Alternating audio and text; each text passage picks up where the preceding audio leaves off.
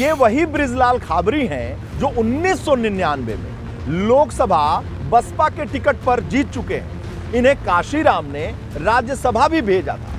ये बसपा के दलित सेल के राष्ट्रीय उपाध्यक्ष भी रहे। कुल मिलाकर खाबरी को संगठन का बड़ा अनुभव है। लेकिन क्या ये अनुभव यूपी में कांग्रेस को जिंदा कर पाएगा? लेकिन खाबरी को शीर्ष पद पर बैठाकर कांग्रेस ये संदेश जरूर देना चाहती है कि वो अपने बिछड़े हुए दलित वोट बैंक को पटरी पर लाना चाहती है।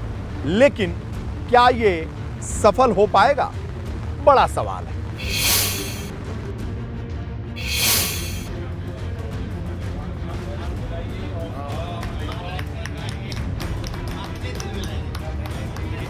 तीन दशक से ज्यादा का वक्त बीत चुका।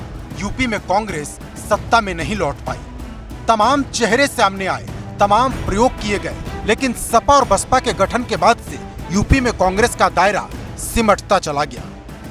जो दलित वोट बैंक था उस पर बसपा ने हक जमा लिया, जो मुस्लिम वोट था वो सपा की तरफ कूच कर गया, और जो ब्राह्मण वोट बैंक था वो भी टुकड़ों टुकड़ों में बट गया। अब कांग्रेस उसे ही वापस लाने की तैयारी कर रही, और एक एक नेता को उसका टारगेट दे दिया गया है। आज पूरे प्रदेश का एक एक मतदाता कांग्रेस की तरफ देख रहा है। उसने छोटे छोटे दलों को भी देखा है, उन दलों की सरकारें भी बनी हैं, लेकिन ये छोटे छोटे दल भारतीय जनता पार्टी के सामने नतमस्तक हो गए हैं, घुटने टेक दिए हैं। केवल और केवल एक ही नेता है जो है राहुल गांधी जी हैं, जो देश हो चाहे प्रदेश हो, चाहे प्रदेशों के और वो सब जगह पर अकेले दम लड़ते नजर आ रहे हैं। राहुल जी बरसात में अपनी बात कह रहे हैं, लेकिन लाखों लोग और भीगते मौसम में ग्राउंड से एक बच्चा नहीं हटा। बच्चे, बूढ़े, जवान सब राहुल जी के साथ हैं। तो ये कैसे आप कह सकते हैं कि किसी तरीके की कोई कमी है? आने दीजिए, उत्तर भारत में आने दीजिए। ये भारत जोड़ो जो है पदयात्रा एक नया इनकलाब लेकर के सामने आई है। जो भारत को तोड़ने का प्रयास कर रहे हैं उनको रोकने का जबरदस्त कांग्रेस ने ये कदम उठाया है। राहुल गांधी जी की जो ये भारत जोड़ो यात्रा चल रही है, कन्याकुमारी से लेकर के कश्मीर तक, उस यात्रा के माध्यम से इस देश के एक एक नागरिक तक संदेश पहुंच चुका है कि अब झूठ को भगाना है और कांग्रेस को लाना है। तो जहां तक उत्तर प्रदेश का सवाल है, तो उत्तर प्रदेश का जो संगठन मैं देख रहा हूं, उत्तर प्रदेश में कहीं कोई कमजोरी नहीं है। ये कुछ लोगों की कृपा है। अब किनकी कृपा है आप समझ जाइए इशारे से। तो जिस दिन कांग्रेस उठना चाहेगी उस दिन कांग्रेस आपको उठ के खड़ी दिखाई पड़ेगी। ब्राह्मण और मुस्लिम वोट बैंक के मोर्चे पर कांग्रेस ने पिछले लंबे वक्त से काम तेज किया है।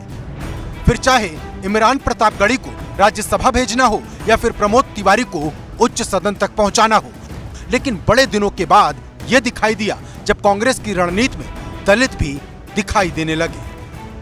ये नई सियासत है जो पुराने रास्ते पर चलती दिखाई देती है।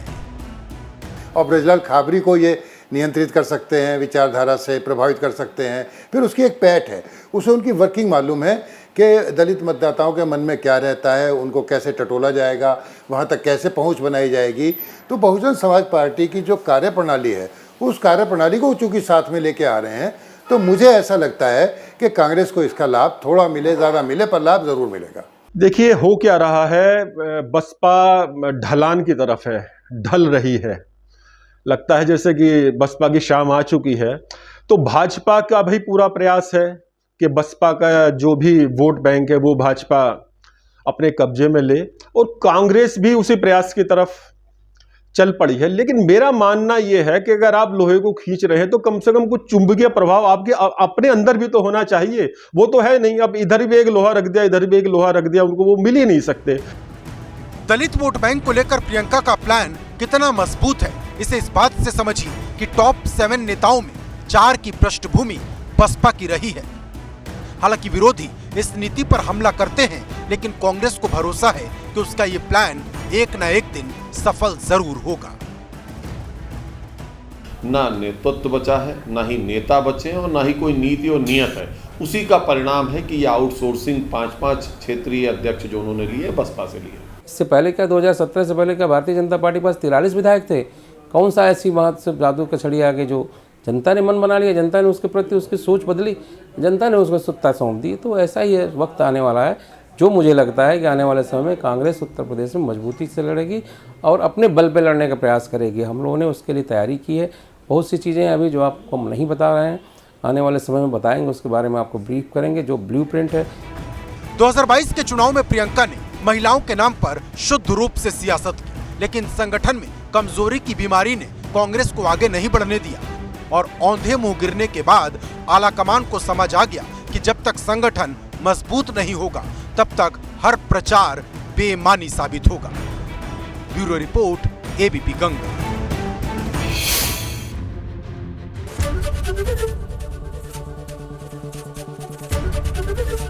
एबीपी गंगा, खबर आपकी, जुबान आपकी।